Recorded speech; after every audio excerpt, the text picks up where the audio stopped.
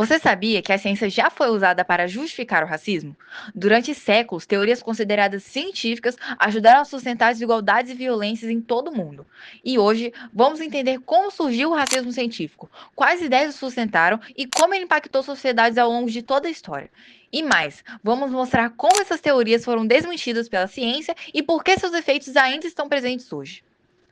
As origens do racismo científico estão ligadas à expansão marítima europeia iniciada no século XV, quando os europeus entraram em contato com diferentes povos e culturas, e surgiu a necessidade de justificar essa colonização nesses territórios. Com o tempo, especialmente entre os séculos XIX e XX, surgiram teorias que defendiam a existência de diferentes raças humanas. Nesse contexto, a ideia de raça passou a definir grupos com características hereditárias, físicas, psicológicas e culturais, que supostamente determinariam o papel de cada pessoa na sociedade desde o seu nascimento.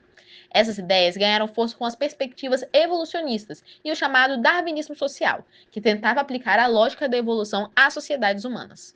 Um dos primeiros a sistematizar a ideia de raça foi o francês Georges Cuvier. Ele dividiu a humanidade em três raças puras: caucasiana, etíope e mongólica. Segundo suas ideias, cada uma possuía características físicas, morais e culturais determinadas biologicamente. Cuvier defendia que a raça caucasiana ou branca era superior, argumento usado para justificar a dominação europeia sobre outros povos.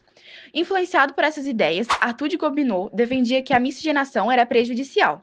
Segundo ele, a mistura entre raças levaria à degeneração da sociedade, ideia aplicada, por exemplo, ao Brasil, que era visto como um país atrasado por sua diversidade racial.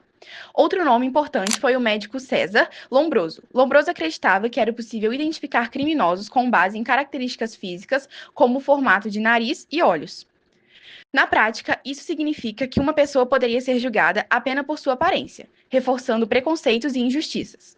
O darwinismo social, inspirado nas ideias de Herbert Spencer, defendia que a sobrevivência do mais forte se aplicava à sociedade. Isso justificava desigualdades sociais e raciais como algo natural.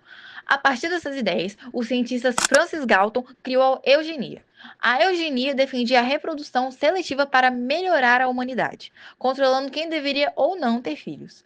Na prática, isso levou à discriminação de pessoas consideradas indesejáveis, incluindo indivíduos com deficiência, pobres e grupos raciais marginalizados. Essas ideias tiveram um grande impacto na Europa e nos Estados Unidos e influenciaram diretamente o regime nazista de Adolf Hitler. O racismo científico teve grande difusão na América Latina e no Brasil. Um exemplo foi a política de branqueamento que incentivava a imigração de europeus brancos para clarear a população brasileira.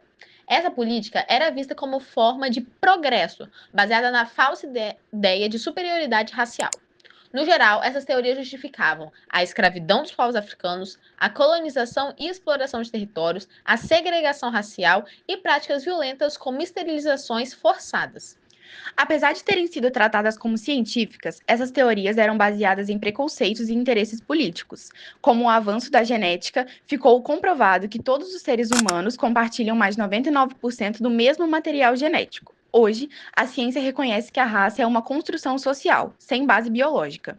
Mesmo sendo cientificamente negado, o racismo ainda é presente nas nossas sociedades. No Brasil e no mundo, ele se manifesta de forma muito estrutural e que está enraizada na sociedade, tanto no preconceito diário, quando se vê alguém de uma cor diferente, ou até mesmo nas dificuldades para encontrar um emprego, ele é visto e tem que ser combatido.